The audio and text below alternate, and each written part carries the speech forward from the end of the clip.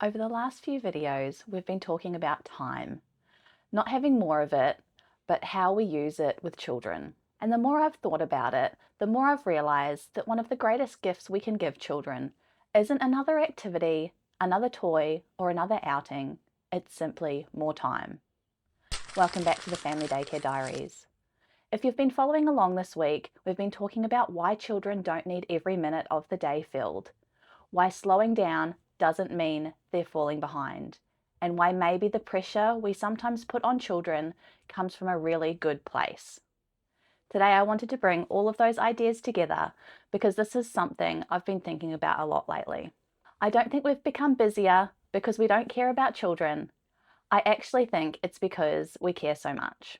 We want to give them every opportunity, every experience, and every chance to succeed. But somewhere along the way, I wonder if we've started confusing doing more with giving them more. One thing I've noticed over the years is just how busy childhood has become.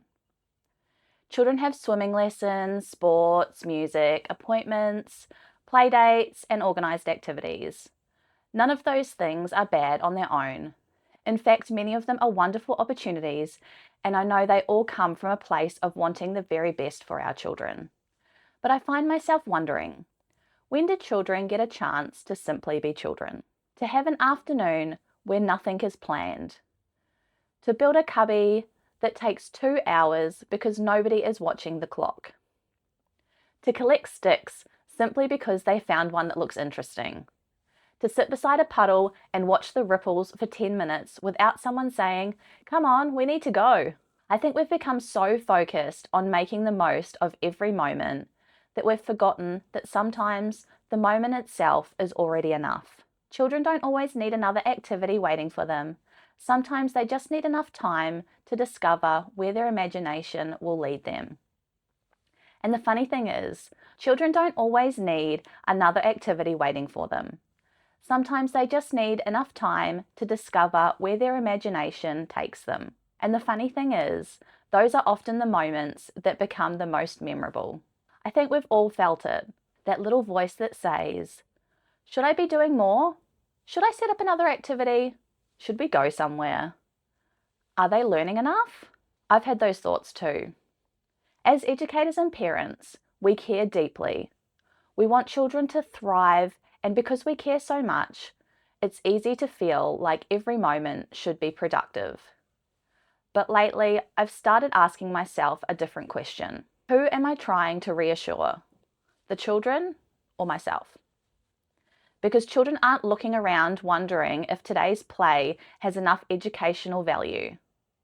They're wondering if the mud is squishy enough, if the stick they're holding could be a spade, if they could build the tallest tower they've ever built, if the fairy house they're making needs one more leaf attached. They don't need us to constantly create the next experience.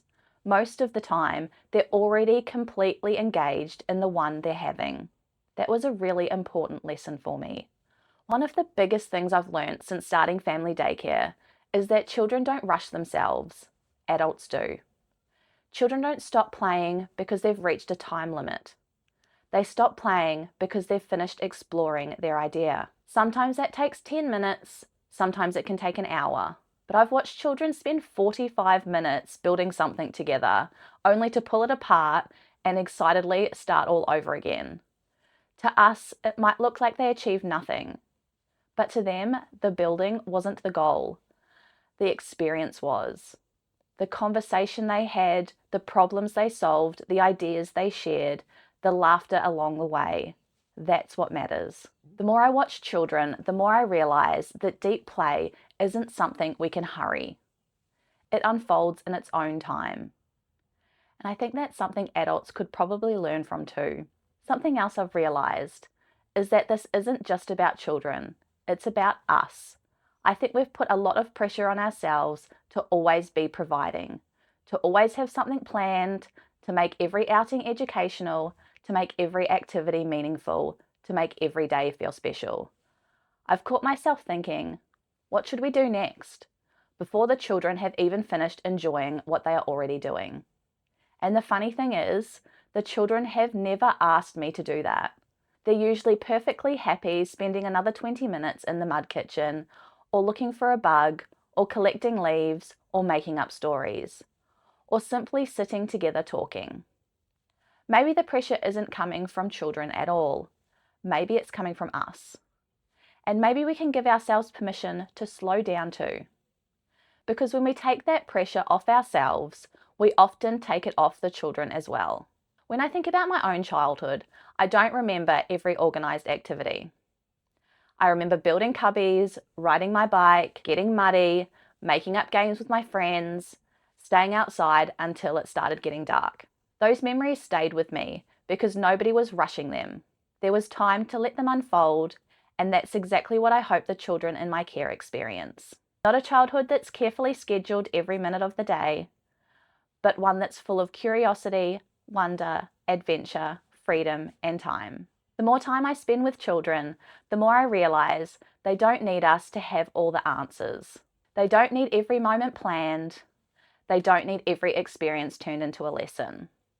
Sometimes they just need us to slow down enough to notice what they're already showing us. The children remind me every day that curiosity can't be rushed.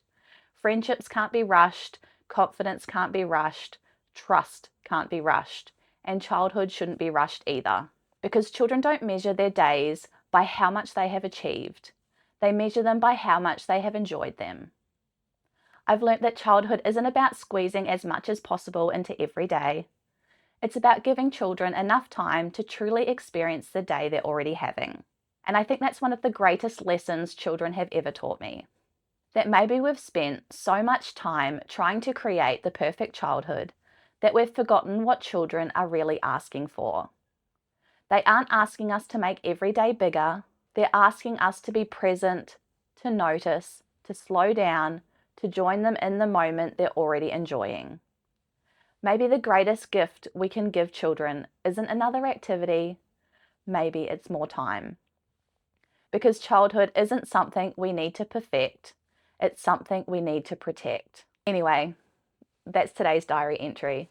Thank you so much for spending a little bit of time with me today. I'd love to know, what do you remember most about your childhood? Or was it the afternoons where you simply had time to play, explore, and let your imagination take over? I'd love to hear your stories in the comments below. If you enjoyed today's diary entry, don't forget to like and subscribe, and I'll see you in the next one. Until then, take it slow, embrace play, and don't forget to look for the magic in the everyday.